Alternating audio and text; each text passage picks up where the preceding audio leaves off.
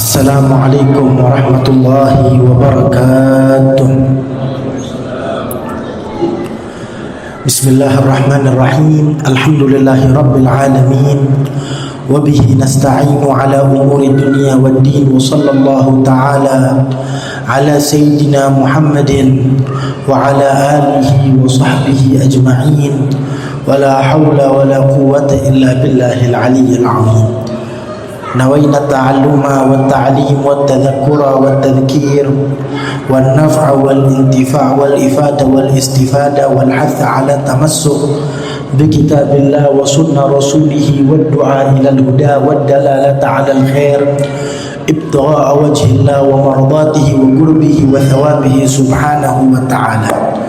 Alhamdulillah, puji syukur kehadiran Allah subhanahu wa ta'ala yang telah mengumpulkan kita di malam hari yang mulia ini, permulaan daripada hari yang agung, di mana di dalam satu minggu, kata Allah, kata Nabi Muhammad sallallahu alaihi wasallam, bahwasanya hari yang paling mulia di dalam satu minggu itu khairu yaumin tala'at alaihi syamsu yaumal jum'ah. Sebaik-baiknya hari, di mana di hari tersebut yang paling baik di antara terbitnya matahari adalah hari Jumat, hari yang paling agung, sayyidul ayyam, pemimpin dari segala hari. Kalau dalam satu tahun pemimpinnya mungkin adalah hari raya, atau di antara bulan-bulan ada bulan Ramadan sebagai pemimpin setiap bulan.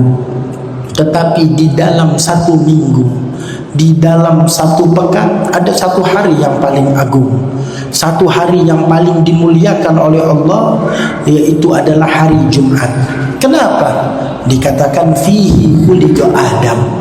Sebab di hari Jumat dikatakan adalah hari di mana Allah menciptakan kakek buyut kita, yaitu Nabi Adam. Wa fihi adkhalal jannah, dan di hari Jumat adalah hari di mana beliau diangkat, dimasukkan ke surga. Wa fihi akhraja minha, juga di hari Jumat Nabi Adam diturunkan dari surga dan dikeluarkan. Wala taqumus sa'ah illa fi yaumil jum'ah, dan tidaklah hari kiamat itu datang melainkan itu adalah hari Jumat. Ada hadis sahih diriwayatkan oleh Al-Imam Muslim. Juga dikatakan di dalam Sunan Abi Daud wa Nasa'i wa Ibnu Majah, daripada hadis yang sahih juga, inna min afdali ayyamikum yaumul jum'ah. Hari yang paling mulia di antara hari-hari yang ada adalah hari Jumat.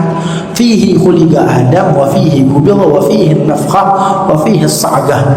Hari di mana Allah Ta'ala ciptakan Nabi Adam, hari di mana Allah Ta'ala wafatkan Nabi Adam, hari di mana Allah Ta'ala membangkitkan nanti di hari kiamat, hari kebangkitan di hari Jumat.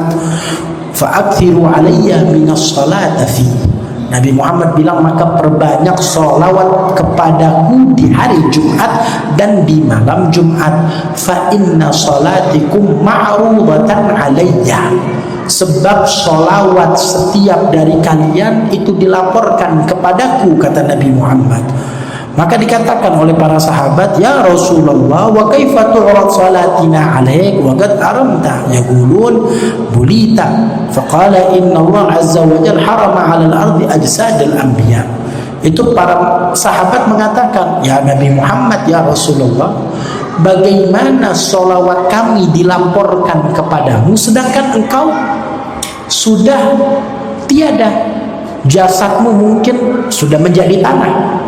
Maka dikatakan oleh Nabi Muhammad, kami para nabi dan rasul, jasad kami ini diharamkan terhadap tanah, terhadap hewan di muka bumi. Walaupun kami wafat, jasad kami tetap ada, ruh kami tetap ada. Kami hanya berpindah tempat. Kayak seseorang sekarang di hadapan kita ada, kita punya ayah, kita punya kawan, tiba-tiba dia pindah tempat dari Aceh, dia pindah ke Papua. Jasadnya tidak ada di depan kita, masih hidup, tapi tatkala kita telepon, suaranya kita dengar. Mereka ada, hanya berpindah tempat. Sekarang sudah ada handphone, kita bisa mengecek, kita bisa memastikan. Tetapi di zaman dahulu itu adalah suatu perpindahan. Orang yang pindah pulau seakan-akan sudah meninggal, nggak tahu kabarnya. Yang datang dari pulau lain seakan-akan baru lahir, sebab terlihat dan ketahuan kabarnya. Maka tatkala orang-orang soleh meninggal dunia, ahli ilmu meninggal dunia, yang meninggal hanya jasadnya, ruhnya berpindah tempat. Itu dikatakan bahwasanya an-nasu mauta wa ahlul ilmi ahya'u.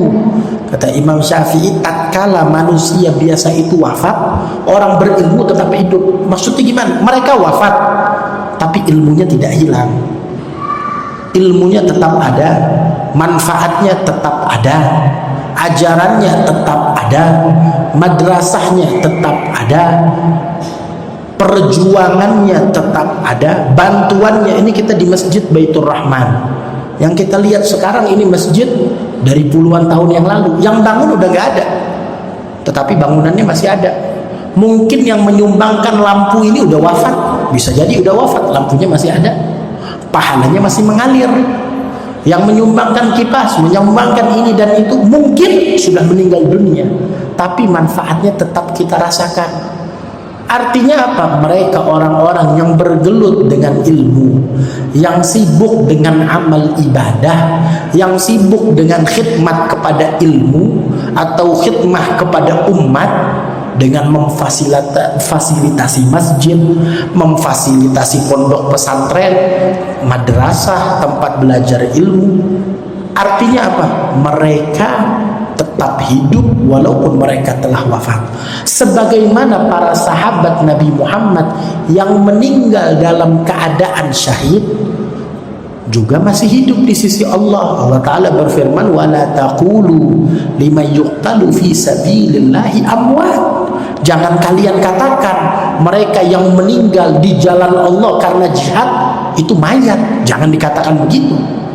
Bal ahya, mereka hidup di sisi Allah, walakin la tash'urun. Di ayat yang lainnya, bal ahya'un 'inda rabbihim yurzaqun. Mereka hidup, kalian gak merasakan. Atau mereka hidup dan senantiasa diberikan rezeki yang luas di sisi Allah Subhanahu wa ta'ala. Siapa yang bilang mereka hidup? Allah yang bilang. Manusia bilang mereka meninggal. Kata Allah, tidak, mereka hidup. Firman Allah Subhanahu wa ta'ala. Kenapa?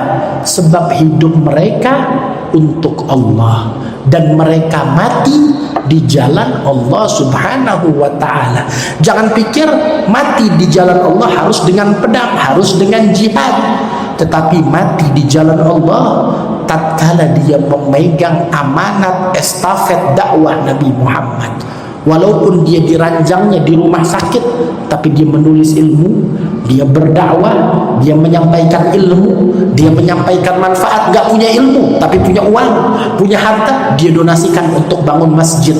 Masjidnya masih ada, berarti dia termasuk orang-orang yang memperjuangkan agama Allah dengan harta, dengan nyawa. Dan ini meninggalnya dalam keadaan syahid, walaupun meninggal di rumah sakit, walaupun gak pernah memegang pedang, walaupun gak pernah berjihad secara fisik dengan membunuh atau dengan berperang kepada kafir harbi. Zaman kita kalau mau nyari kafir harbi sulit. Di negeri kita gak ada kafir harbi. Pindah negeri belum tentu ada. Pindah benua ya mungkin kalau ada kita dapetin kalau kita ke Palestina di zaman sekarang. Tetapi itu sulit. Tetapi kita bisa meninggal dalam keadaan syahid tatkala kita meninggal karena kita sibuk dengan ilmu. Meninggal sibuk dengan ilmu bukan harus 24 jam mengaji, bukan harus dengan 24 jam kita dengan ilmu. Walaupun kita sibuk dengan sekolah kita, dengan pekerjaan kita, dengan usaha kita, apapun latar belakang kita, mau kita kepala sekolah, mau kita pegawai negeri, mau kita pengusaha, mau kita pembisnis, apapun, selama kita memiliki motivasi untuk memperbaiki agama Nabi Muhammad atau membantu jalan dakwahnya Nabi Muhammad atau memiliki misi yang sama dengan misi Rasulullah. Apa sih misi Nabi Muhammad? Misi Nabi Muhammad bukan membunuh orang-orang Nasrani dan Yahudi. Misi Nabi Muhammad bukan untuk menguasai Jaziratul Arab. Misi Nabi Muhammad bukan untuk menjadikan bangsa Arab sebagai bangsa yang paling tinggi, atau misi Nabi Muhammad bukan untuk menguasai Jaziratul Arab, bukan. Membuat khilafah untuk kaum muslimin, bukan misi Nabi Muhammad. Misi utama Nabi Muhammad yang dikatakan oleh Allah, katakan kata Allah, hadhihi sabili, ini jalanku, ini perintah Allah untukku, kata Nabi Muhammad apa? Ad'u ilallah, mengajak orang kepada Allah, mengevakuasi umat yang tadinya calon penghuni neraka karena minuman kerasnya, karena perzinaannya, karena syiriknya, karena kezalimannya, karena dulunya tukang mencuri, karena dulunya ini dan itu, karena kejahatannya. Nabi datang nolongin yang tadinya calon neraka, sini dituntun, dibawa ke masjid. Makanya Nabi Muhammad pertama kali masuk kota Madinah, yang dibangun apa? Bukan nyari persenjataan perang, masjid dulu dibangun. Saudarakan umat, bangun masjid, bangun pasar ekonomi kaum muslimin. Kenapa? Sebab masjid adalah tempat untuk Nabi Muhammad mengobati orang-orang, tempat untuk umat kembali kepada Allah Subhanahu wa ta'ala. Itu adalah misi dan visi Rasulullah sallallahu alaihi wasallam. Bahkan Nabi kita, Nabi besar Muhammad, kalau kita mau bilang Nabi hidup berdakwah sekitar 23 tahun, 13 tahun di kota Makkah, 10 tahun di kota Madinah menjadi Nabi. Sebab beliau diutus menjadi Nabi di umur 40. Sebelumnya beliau bukan Nabi. Lalu beliau berdakwah 13 tahun di kota Makkah sampai umur 53. Lalu dari 53 beliau di Madinah sampai umur 10 tahun. 63 tahun beliau wafat. 23 tahun beliau wafat. Di kota Madinah 10 tahun baru diizinkan perang. Itu perang yang dihadirin oleh Rasulullah 37 perperangan. Perang yang gak dihadirin oleh Nabi Muhammad di masa hidup 10 tahun beliau. Beliau ngirim pasukan 47 perperangan. 90 perang sekian yang beliau lakukan di masa hidup beliau dalam 10 tahun. Kalau ada orang bilang, katanya Nabi diutus bukan untuk peperangan, kok dalam 10 tahun berapa banyak peperangan yang dilakukan? Jangan lihat 10 tahunnya. 13 tahun di kota Mekah gak ada peperangan. Peperangan yang dilakukan oleh Nabi Muhammad adalah untuk mengangkat kejayaan umat, untuk menghancurkan kezaliman yang merajalela. Sebab tidaklah terjadi perang antara umat Islam melainkan tatkala di situ ada kezaliman. Peperangan Badar karena apa? Karena musyrikin Mekah menahan kekayaan orang-orang Islam. Saat orang-orang Islam di kota Mekah mereka memiliki rumah, harta, kekayaan, mereka hijrah ke Madinah, hartanya ditahan, surat tanahnya dipegang, rumahnya dipegang, kekayaannya mau pergi ke Madinah tinggalin semua, harta, kunci rumah, surat tanah, ternak, jalan kaki ke Madinah cuma pakai 2 kain, nutup atas nutup bawah. Uang emas gak boleh dibawa, kalau enggak kita bunuh, enggak kita izinin pergi ke Madinah. Karena kezaliman, dirampok kaum muslimin. Semuanya yang pergi ke Mekah begitu.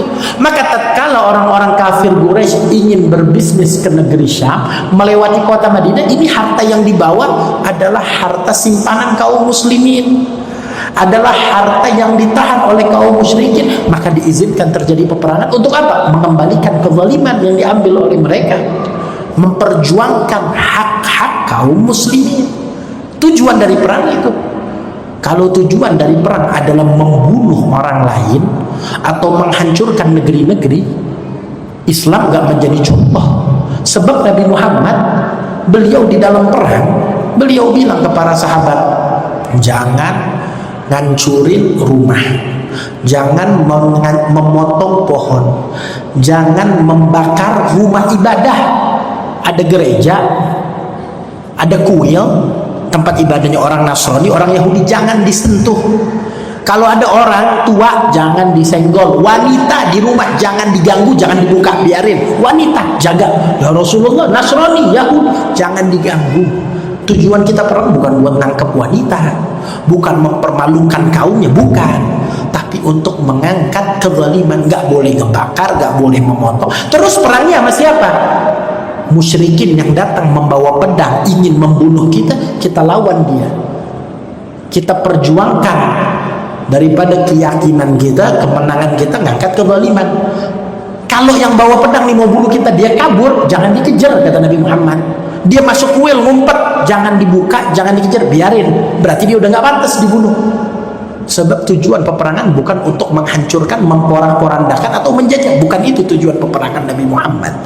Tapi tujuannya adalah untuk mengangkat kezaliman, untuk menyentarakan antara umat beragama yang ada. Itu contoh.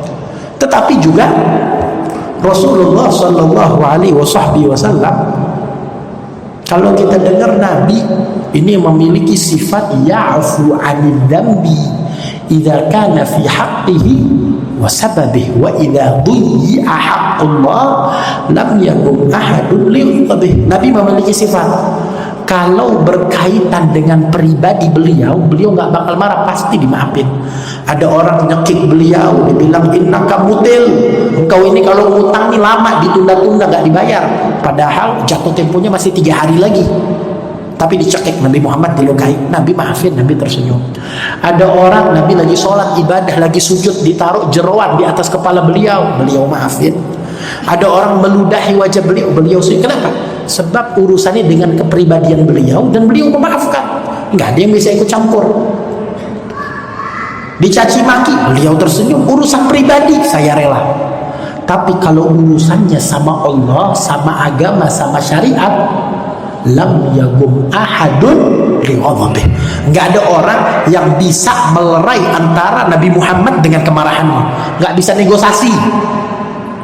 Gimana tuh? Pernah terjadi, ada orang wanita dari Bani Makhzum mencuri, wanita bangsawan. Ini daerah kita mungkin banyak wanita-wanita bangsawan dari keluarga terkenal. Kalau mencuri itu aib, bukan untuk bangsawan aja, bukan untuk wanita dan keluarganya, untuk bangsa Arab semuanya jadi aib. Kok bisa ada bangsawan dari negeri Arab yang berbuat mencuri? Nabi Muhammad memiliki syariat, siapa yang mencuri tangannya dipotong dengan syarat-syarat. Wanita tersebut mencuri, ketahuan dan sesuai syariat harus dipotong, syaratnya lengkap. Orang-orang mulai berbicara, ini kalau dipotong akan jadi aib besar. Ketahuan mencuri aja udah aib, apalagi tangannya dipotong, cacat seumur hidup, dipotong habis. Apa yang harus dilakukan? Maka sebagian pembesar bangsawan bilang, ayo siapa yang bisa ngomong ke Nabi Muhammad untuk minta toleransi kepada ini wanita, kita bayar. Kan kalau pembunuhan nggak sengaja bisa dengan bayar dia, kita juga tangannya biar dibayar. Siapa yang paling dicintai oleh Nabi Muhammad? Usamah bin Zaid. Ini Usamah sangat dicintai oleh Rasulullah, sampai dibilangnya hibbur Rasul, orang yang paling mencintai dan dicintai oleh Nabi Muhammad. Ayahnya Zaid bin Harithah dulu dipanggilnya Zaid bin Muhammad, jadi anak angkat Nabi Muhammad. Maka Zaid menikah dan memiliki anak, ini namanya Usamah, dicinta oleh Nabi Muhammad sebagaimana ayahnya. Usamah bin Zaid, dia minta tolong, dipaksa oleh sebagian bangsawan, dia datang, ya Rasulullah, ini wanita begini dan begini, dikatakan seperti ini, gimana kalau kita ganti hukumannya dengan yang lain? Maka wajah Nabi Muhammad berubah, melihat ini Usamah orang yang paling dia cinta, tapi malah meminta toleransi terhadap ini wanita. Nabi Muhammad marah, terlihat kemarahan di wajahnya yang nggak biasa. Usamah takut. Rasulullah bilang, atashfa' fi haddin au fi haqqin min hukukillah, engkau mau saya mentolerin atau mengurangi hukuman yang itu adalah hukuman Allah, saya kurangin hukuman dari Allah, terus Muhammad berani ngurangin hukuman? Demi Allah saya gak bakal ngurangin, kata Rasulullah. Itu hukuman Allah. Takut sahabat, tetap dipotong. Sampai Nabi bersumpah, walladzi nafsu Muhammadin biyadih, demi Allah Tuhan yang nyawanya Muhammad di tangannya, seandainya lau saraqat Fatimah ibnatu Muhammad laqata'tu yadaha, kalau seandainya putri saya yang bernama Fatimah, putri paling suci, anak dari manusia tersuci, yang paling menjaga pandangan, yang paling menjaga dirinya, gak pernah ketemu orang, sibuk dengan ibadah, sibuk sama dikit, kalau dia ketahuan mencuri, kata Nabi Muhammad, saya yang potong tangannya, kata Rasulullah. Wanita mana lagi yang lebih mulia? Nabi bukan merendahkan wanita lain, tapi memberikan contoh, siapapun wanitanya, semulia apapun, kalau melanggar perintah Allah, ada hukuman secara syariat, potong tangannya, kata Rasulullah Sallallahu Alaihi Wasallam. Imam Syafi'i tatkala meriwayatkan ini hadis, beliau teriak, hasyaha wa kalla, tidak akan dan tidak mungkin seorang Fatimah itu mencuri. Ini cuma contoh, Nabi Muhammad membuat contoh untuk memberitakan bahwasanya syariat Allah nggak bisa dipermainkan. Tapi seandainya Fatimah mencuri, dia nggak bakal mencuri, dan tidak mungkin Fatimah akan mencuri, kata Imam Syafi'i radhiyallahu taala anhu. Usamah bin Zaid juga pernah di dalam suatu peperangan. Ini kembali lagi ke konteks peperangan. Kita tahu peperangan adalah yaitu dengan pedang membunuh orang lain. Ada satu orang dibunuh sama Usamah setelah melantunkan kalimat la ilaha illallah.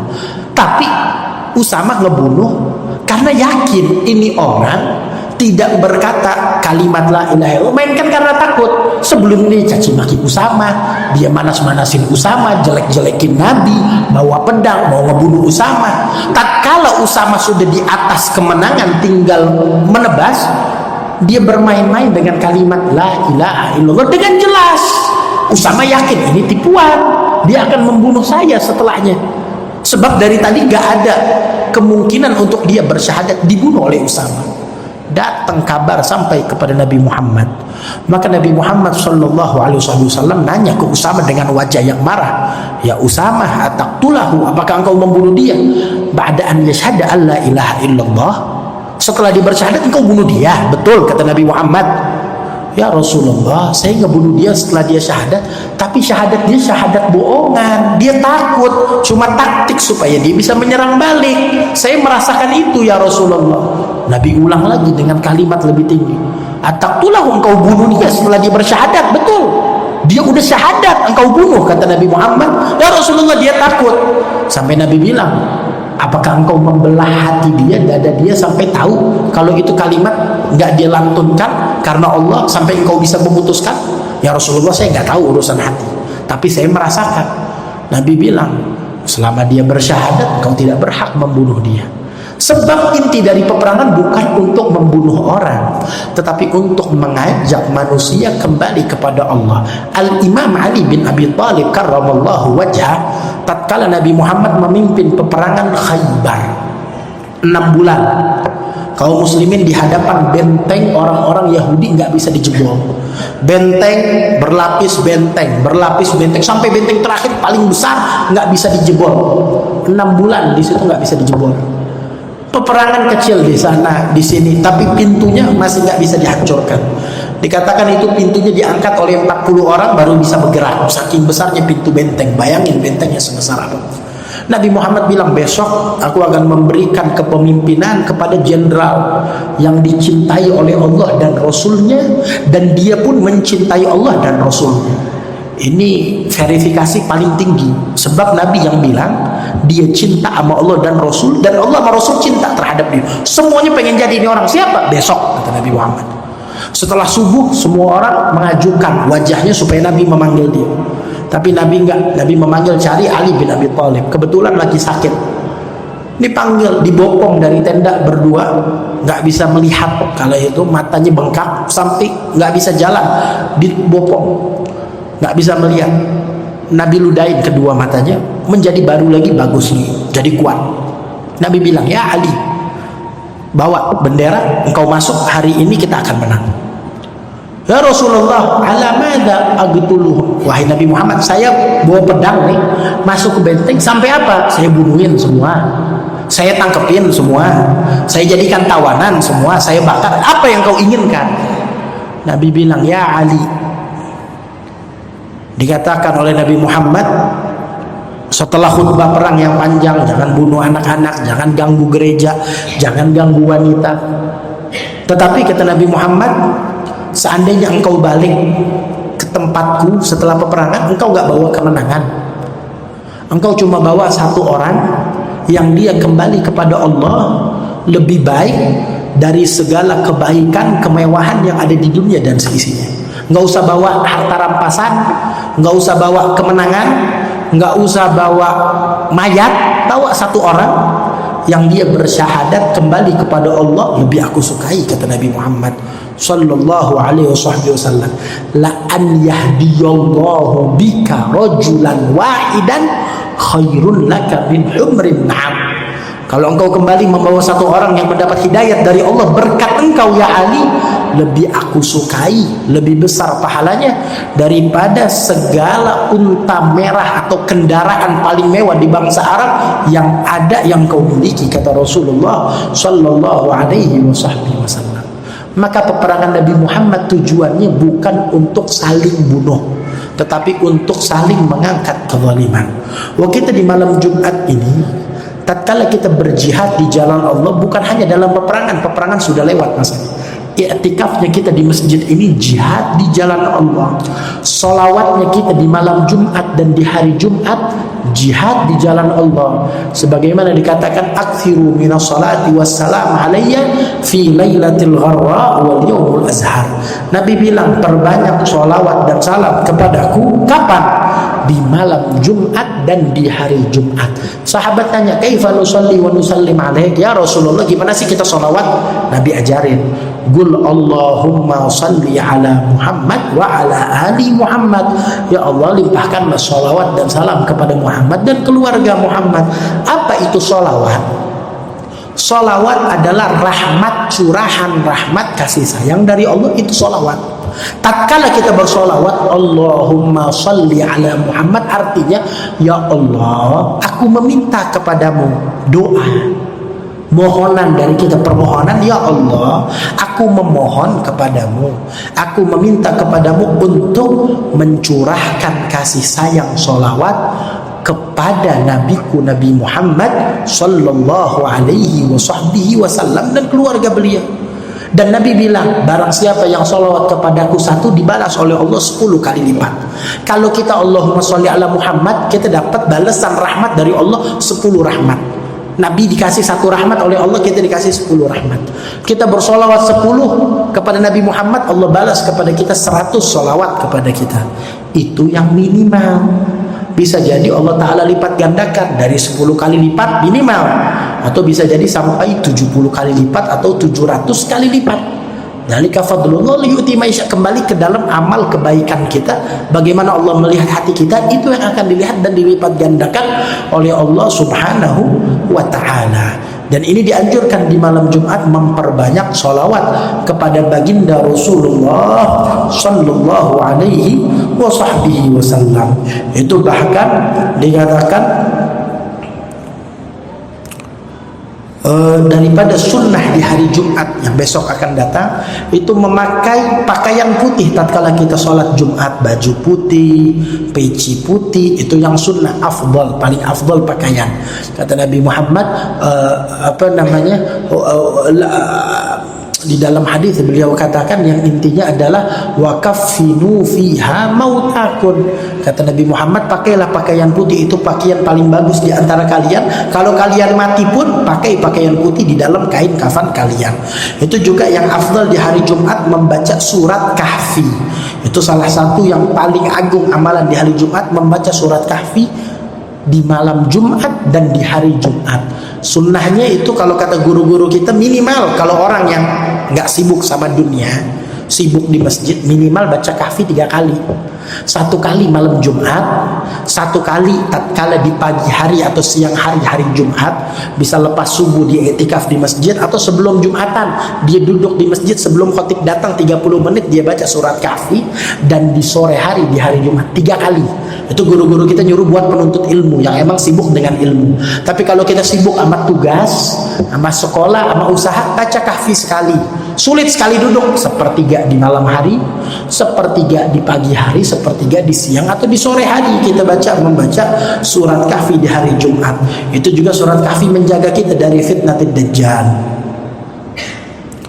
Itu dikatakan barang siapa yang membaca surat Kahfi di hari Jumat, itu ada cahaya yang Allah Ta'ala turunkan di hati dia, bersinar dari Jumat ini sampai Jumat yang akan datang, itu cahayanya tetap ada.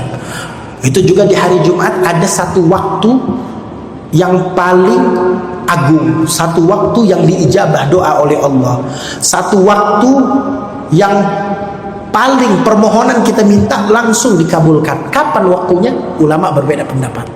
Banyak yang dirahasiakan sebab ini waktu ini agung. Ada yang bilang habis maghrib kayak waktu kita ini malam Jumat. Ada yang bilang sepertiga malam terakhir, nanti tengah malam sebelum subuh. Ada yang bilang lepas subuh sampai isyraq. Ada yang bilang sebelum khatib naik ke mimbar di siang hari yang panas. Ada yang bilang tatkala khatib duduk antara dua khutbah itu lagi duduk sebentar 30 detik itu waktunya. Ada yang bilang enggak, habis asar di hari Jumat. Adapun putri Rasulullah Siti Fatimah Az-Zahra, beliau mengkhususkan waktu ibadah di hari Jumat selepas asar sampai terbenam matahari besok sore. Dari lepas sholat asar sampai terbenam matahari, dikatakan itu waktu Siti Fatimah menjaga waktunya untuk zikir, untuk doa kepada Allah Subhanahu wa taala, maka dikenal itu sebagai Sa'ah Fatimiyah. Juga dikatakan daripada fadail di hari Jumat adalah kafarah lima bainahu wa bainal jum'ah allati taliha liman qama bi ba'dil a'mal. Barang siapa yang menghidupkan hari Jumat dengan amal-amal soleh, itu menjadi kafarah lidzunub, menjadi penghapus dosa-dosa dia dari Jumat ini dan Jumat yang akan datang. Juga sunnah di hari Jumat memakai pakaian putih dan mandi sebelum pergi Jumat. Boleh lepas fajar, boleh setelahnya, boleh sebelum pergi Jumat mandi, memakai wewangian, juga memakai pakaian yang putih untuk menghadiri sholat Jumat.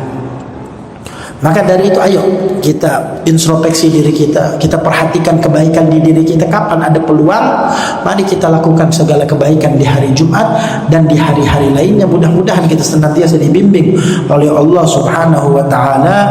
Amin ya rabbal alamin. Allahumma ya man waffaqa ahlal khair wa anahum alaih, waffiqna Allahumma lil khair wa inna alaih bi rahmatika ya arhamar rahimin. Wa adim rayat ad-din al-qawim fi jami'il aqtari manjurah wa معالم الإسلام والإيمان بأهلها معمورة معنا وسورة. ربنا هب لنا من أزواجنا وذرياتنا قرة أعين واجعلنا للمتقين إماما. ربنا آتنا في الدنيا حسنة وفي الآخرة حسنة وقنا عذاب النار. وصلى الله تعالى على سيدنا محمد وعلى آله وصحبه وسلم والحمد لله رب العالمين. السلام عليكم ورحمة الله وبركاته.